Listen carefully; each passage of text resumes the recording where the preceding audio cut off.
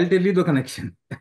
Usually you won't find this connection, but yes, there is a connection. What is asthma? First of all, you will have to define asthma in a completely different manner. Only then you'll be able to get the connection. Right.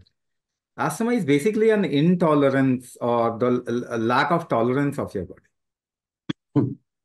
Lack of tolerance in the body. Suppose somebody wants to push you and you uh, respond back. Your body actually tries not to get pushed. So you apply an opposite force. This application of an opposite force is the tolerance of your body. कोई आपको खींचना चाहता है, आप नहीं खींचना चाहते तो आप उसको वापस खींचते हैं, ये आपके बॉडी का टॉलरेंस है. It happens on various levels, like seasonal tolerance. Season का टॉलरेंस, आपको सीजन जो है आपके बॉडी को एक तरीके से इंपैक्ट कर रहा है, and the body also responds back. If the strength of response is weak, this is called as lack of tolerance. आप कुछ खा रहे हैं, you are eating something, and आपके बॉडी में वो झेल नहीं पा रहा आपका शरीर, because there are certain things which your body is not able to, like milk का intolerance होता है बहुत लोगों के अंदर. तो बॉडी का रिस्पॉन्स जो है ना, जो बॉडी का रिस्पॉन्स है या फिर उसका टॉलरेंस है, वो अच्छा नहीं हो पा रहा. Now, let me tell you, whenever you eat something, you do not eat only what is required by the body.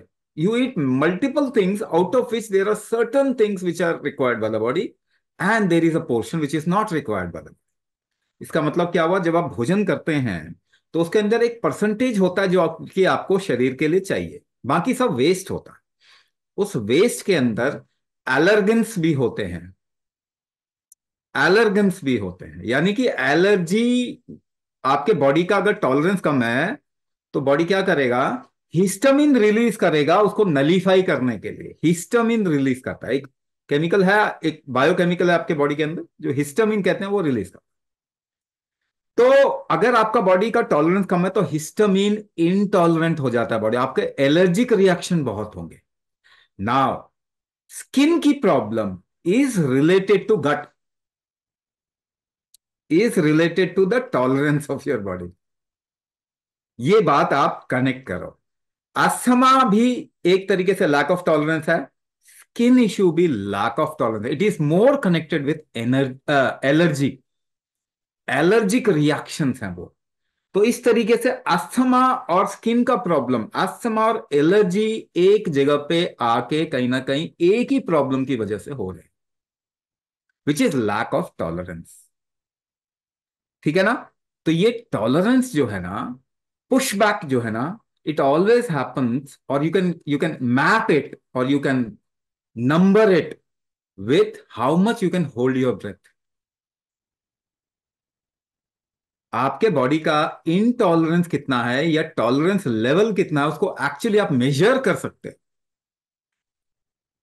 With the time you are able to hold your breath. और वो आप सभी का कम है. अस्थमा तो fundamentally वही है ना, इतना तो समझ में आ सकता. तो what you should do to come out of any kind of lung issue, अगर आप बोले जिसमें अस्थमा एक है बट कोई भी लंग का इश्यू है, वो प्रॉब्लम बेसिकली है क्या, आपकी ब्रेथ होल्ड कैपेसिटी कम. इसीलिए ये प्रॉब्लम किसी मेडिसिन से नहीं जा सकता, गारंटीड. स्टैम्प पेपर पे लिख लो, it cannot go with any medicine. आपका टॉलरेंस यानी कुंभक कैपेसिटी आपको बढ़ाना ही पड़ेगा, फिर ये जाएगा, अदरवाइज ये नहीं जा सकता. और कुंभक कैपेसिटी आप जैसे ही बढ़ाते हैं तो आपका हिस्टामिन इंटॉलरेंस भी जो है वो इंप्रूव हो जाता है. दैट मीन्स एलर्जी कंडीशन कम हो जाती है और स्किन का इश्यू रिजॉल्व होना शुरू हो जाता है. This is how they are related.